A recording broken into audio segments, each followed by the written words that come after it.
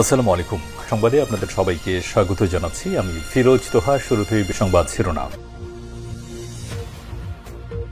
বাংলাদেশের সর্বশেষ গুরুত্বপূর্ণ আপডেট সংবাদে আপনাকে স্বাগত। শুরুতেই সংবাদ শিরোনাম, পরে বিস্তারিত। প্রথমেই জানাবো, অন্তর্বর্তীকালীন সরকারের প্রধান কাজ জাতীয় নির্বাচন শেষ করা, বললেন প্রধান উপদেষ্টা। প্রধান উপদেষ্টা অধ্যাপক ড মোহাম্মদ ইউনূস বলেছেন, অন্তর্বর্তীকালীন সরকারের দ্বিতীয় অধ্যায়ের প্রথম এবং প্রধান কাজ হল আসন্ন ত্রয়োদশ জাতীয় সংসদ নির্বাচন সুষ্ঠুভাবে সম্পন্ন করা। আজ সচিবালয় উপদেষ্টা পরিষদের বৈঠক শেষে সাংবাদিকদের এই কথা জানান প্রধান উপদেষ্টার প্রেস সচিব শফিকুল আলম। এরপর জানাবো, বেরবির সাবেক ভিসি কলিমুল্লাহ গ্রেপ্তার। বেগম রোকেয়া বিশ্ববিদ্যালয় বেরবির উন্নয়ন কাজে অর্থ আত্মসাতের অভিযোগে বিশ্ববিদ্যালয়টির সাবেক উপাচার্য ড নাজমুল আহসান কলিমুল্লাহকে গ্রেপ্তার করেছে ঢাকা মহানগর গোয়েন্দা পুলিশ ডিবি। আজ রাজধানীর মোহাম্মদপুর এলাকা থেকে তাকে গ্রেপ্তার করা হয়েছে। এদিকে চট্টগ্রামে বৃষ্টিতে ভেঙে পড়ল সেতু, যান চলাচল বন্ধ। রাতভর বৃষ্টিতে চট্টগ্রাম নগরীর অক্সিজেন মোড় ২ নম্বর গেট সড়কের স্টারশিপ এলাকায় একটি সেতু ভেঙে গেছে। এতে ওই সড়কের একপাশে যান চলাচল পুরোপুরি বন্ধ রয়েছে। আজ পানির স্রোতে সেতুটি ভেঙে যায় বলে স্থানীয় বাসিন্দারা নিশ্চিত করেছে। সরেজমিনে গিয়ে দেখা গেছে, বর্তমানে সড়কের এক পাশ দিয়ে ঝুঁকি নিয়ে যানবাহন চলাচল করছে। সড়ক ভেঙে যাওয়ায় লাল ফিতা দিয়ে বেষ্টনী তৈরি করা হয়েছে। এদিকে ৩ বিভাগে নদ নদীর পানি বাড়বে, প্লাবিত হতে পারে নিম্নাঞ্চল। দেশের ৩টি বিভাগের বিভিন্ন জায়গায় নদ নদীর পানি বেড়ে নিম্নাঞ্চল প্লাবিত হতে পারে বলে জানিয়েছে বন্যা পূর্বাভাস ও সতর্কীকরণ কেন্দ্র। আজ সংস্থাটি নদ নদীর পরিস্থিতি ও পূর্বাভাস সম্পর্কিত এক বার্তায় এই তথ্য নিশ্চিত করেছে। এবং সর্বশেষ জানাবো, ৫ মাসে গাজা দখলের পরিকল্পনা নেতানিয়াহুর।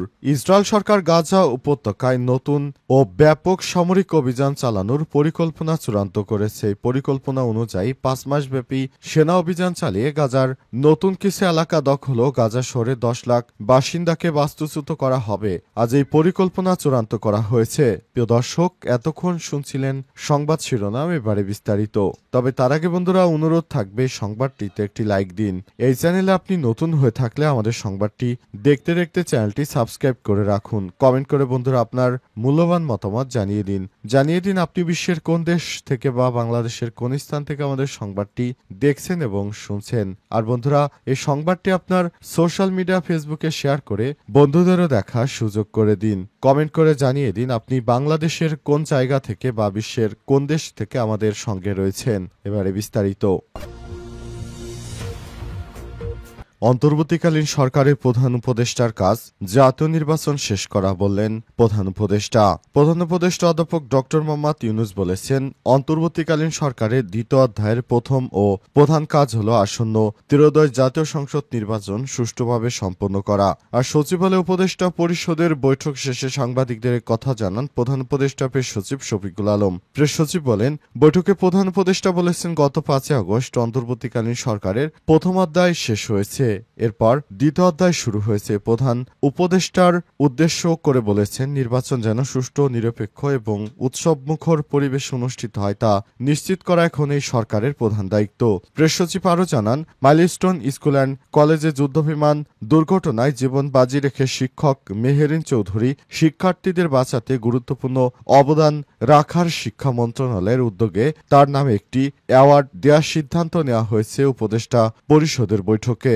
নিজের জীবনকে বাজি রেখে যেভাবে তিনি শিক্ষার্থীদেরকে বাঁচিয়েছেন, সত্যি এরকম শিক্ষক এই বাংলাদেশে হয়তো হাতে গোনা কয়েকজন পাওয়া যাবে কিনা সন্দেহ আছে, যারা ছোট ছোট বাচ্চাদেরকে নিজেদের জীবনকে উৎসর্গ করে তারপর বাঁচিয়েছে। এদের মতো শিক্ষকরা এদেশের সম্পদ। কিন্তু দুঃখের বিষয়, শিক্ষককে বাঁচানো গেল না, কিন্তু সরকারের পক্ষ থেকে তাকে একটি অ্যাওয়ার্ড দেওয়া হবে বলে জানানো হয়েছে। আজ অন্তর্বর্তীকালীন সরকারের প্রধান উপদেষ্টা সচিবালয়ে দ্বিতীয়বারের মতো আসলেন। এর আগে তিনি মাত্র একবার সচিবালয়ে এসেছিলেন। এটি তার সচিবালয়ের দ্বিতীয় সফর। অন্তর্বর্তীকালীন সরকারের প্রধান উপদেষ্টা প্রফেসর ড মোহাম্মদ ইউনূস দায়িত্ব গ্রহণের পর থেকে দেশব্যাপী নানা আন্দোলন সংগ্রাম সহ নানা সমস্যার জটিলতার সৃষ্টি হয়, কিন্তু সবকিছু তিনি তার নিখুঁত পরিকল্পনার মাধ্যমে সবকিছু ঠিক করেছেন। যেটি অন্তর্বর্তীকালীন সরকারের প্রধান উপদেষ্টা প্রফেসর ডক্টর মোহাম্মদ ইউনূসের জন্য খুবই একটি সাফল্যমণ্ডিত অধ্যায় বলে মনে করা হচ্ছে। বেরবির সাবেক ভিসি কলিমুল্লাহ গ্রেপ্তার। বেগম রোকেয়া বিশ্ববিদ্যালয় বেরবির উন্নয়ন কাজের অর্থ আত্মসাতের অভিযোগে বিশ্ববিদ্যালয়টির সাবেক উপাচার্য ড নাজমুল হাসান কলিমুল্লাহকে গ্রেপ্তার করেছে ঢাকা মহানগর গোয়েন্দা পুলিশ ডিবি। আজ রাজধানীর মোহাম্মদপুর এলাকা থেকে তাকে আটক করা হয়। ডিএমপির উপপুলিশ কমিশনার মিডিয়া মোহাম্মদ তালেবুর রহমান গ্রেপ্তারের বিষয়টি নিশ্চিত করেছেন। তিনি বলেন, দুদকের মামলায় বেরবির সাবেক ভিসি ড নাজমুল হাসান কলিমুল্লাহকে গ্রেপ্তার করা হয়েছে বিষয়ে পরবর্তী আইনগত পদক্ষেপ প্রক্রিয়াধীন। ড নাজমুল হাসান কলিমুল্লাহ বেগম রোকেয়া বিশ্ববিদ্যালয়ের চতুর্থ উপাচার্য ছিলেন। তিনি 2017 সাল থেকে 2021 সাল পর্যন্ত বিশ্ববিদ্যালয়টির উপাচার্য হিসেবে দায়িত্ব পালন করেন। এছাড়াও তিনি জাতীয় নির্বাচন পর্যবেক্ষক পরিষদের চেয়ারম্যান হিসেবে দায়িত্ব পালন করেছেন। রোকেয়া বিশ্ববিদ্যালয়ের বিশেষ উন্নয়ন প্রকল্পে অনিয়মের অভিযোগে গত 18 জুন সাবেক দুই উপাচার্য কলিমুল্লাহ এবং একেএম নুরুন্নবী সহ 5 জনের বিরুদ্ধে এই মামলা করে দুদক। রোকেয়া বিশ্ববিদ্যালয়ের ভিসি পদে অধ্যাপক একেএম নুরুন নবী দায়িত্ব পালন করে 2013 থেকে 2017 সাল পর্যন্ত। জানা গেছে, অন্তর্বর্তীকালীন সরকারের প্রধান উপদেষ্টা দায়িত্ব গ্রহণ করার পর থেকে সারা দেশব্যাপী যারা দুর্নীতি এবং টাকা পাচারের সঙ্গে যুক্ত ছিলেন তাদেরকে পর্যায়ক্রমে গ্রেপ্তার করা হচ্ছে। ভবিষ্যতে যেন বাংলাদেশে আর কেউ দুর্নীতি করতে না পারে এজন্য সর্বাত্মকভাবে সবাইকে সচেতন থাকার আহ্বান জানানো হয়েছে। চট্টগ্রামে বৃষ্টিতে ভেঙে পড়ল সেতু, যান চলাচল বন্ধ। রাতভর বৃষ্টিতে চট্টগ্রাম নগরীর অক্সিজেন মোড় 2 নম্বর গেট সড়কের স্টারশিপ এলাকায় সেতু ভেঙে পড়ে গেছে। এতে ওই সড়ক এলাকায় যান চলাচল পুরোপুরি বন্ধ হয়ে গেছে।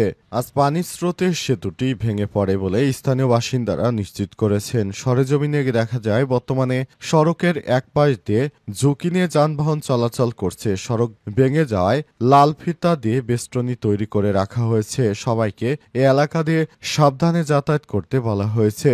আমবাগান আবহাওয়া অফিসের তথ্য অনুযায়ী গত 24 ঘন্টা সকাল 9টা পর্যন্ত নগরীতে 81 মিলিমিটার বৃষ্টিপাত রেকর্ড করা হয়েছে। এছাড়াও পতেঙ্গা আবহাওয়া অফিসে রেকর্ড করা হয়েছে 32 মিলিমিটার বৃষ্টি। আজ এই তথ্য জানিয়েছে পতেঙ্গা আবহাওয়া অফিস। আগামী 24 ঘন্টায়ও ভারী বৃষ্টিপাতের সম্ভাবনা রয়েছে বলে জানানো হয়েছে। বাইজিদ থানার উপপরিদর্শক এসআই শামসুল আলম জানান, সড়ক ভেঙে যায়, যান চলাচল বিঘ্ন ঘটছে। কোনো দুর্ঘটনা যেন না ঘটে সেজন্য পুলিশের একটি টহল টিম দায়িত্ব পালন করছে। চট্টগ্রামে ভারী বৃষ্টিপাতের ফলে নগরীর বিভিন্ন নিচু এলাকায় জলবদ্ধতা সৃষ্টি হয়েছে। এতে সকাল থেকে অফিস ও স্কুলগামীদের বিপাকে পড়তে দেখা গেছে। বৃষ্টির কারণে সড়কে যানবাহনের পরিমাণ কম থাকায় রাস্তার মোড়ে মোড়ে দাঁড়িয়ে থাকতে দেখা গেছে অনেককেই।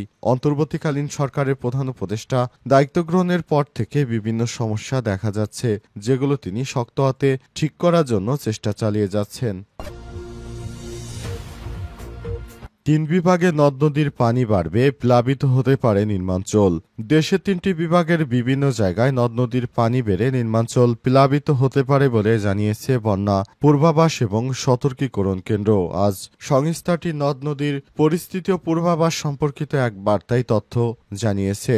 এতে বলা হয়েছে, সিলেট ও ময়মনসিংহ বিভাগের সুরমা, কুশিয়ারা, জাদুকাটা, জিঞ্জিরাম, সারিয়াগৈন, মধু, ধলাই, গোয়াই, বালুখালী, সোমেশ্বরী, ভোগাই এবং কংস নদীসমূহের পানি আগামী 2 দিন বাড়তে পারে এবং সতর্ক সীমায় প্রবাহিত হতে পারে। এর ফলে সিলেট, সুনামগঞ্জ, মৌলভীবাজার, হবিগঞ্জ, শেরপুর, নেত্রকোনা, ময়মনসিংহ জেলার নদী সংলগ্ন বিভিন্ন অঞ্চল সাময়িকভাবে প্লাবিত হতে পারে। পাশাপাশি চট্টগ্রাম বিভাগের গোমতী, হালদা, সাঙ্গু ও মাতামুহুরী নদীসমূহের পানি আগামী 2 দিন বাড়তে পারে। মুহুরী, সেলোনিয়া এবং নোয়াখালীর খাল ও নদীসমূহের পানি সতর্ক সীমায় প্রবাহিত হতে পারে। এর ফলে নদীর ফেনী ও নোয়াখালী জেলা সংলগ্ন নিম্নাঞ্চল সাময়িকভাবে প্লাবিত হতে পারে। বন্যার পূর্বাভাস ও সতর্ক কেন্দ্রের নির্বাহী প্রকৌশলী সর্দার উদয়ন রায়হান জানান, রংপুর বিভাগের তিস্তা, ধরলা, দুধকুমার নদীসমূহের পানি বিপদসীমার 24 ঘন্টা স্থিতিশীল থাকতে পারে। পরের 2 দিন তা বাড়তে পারে।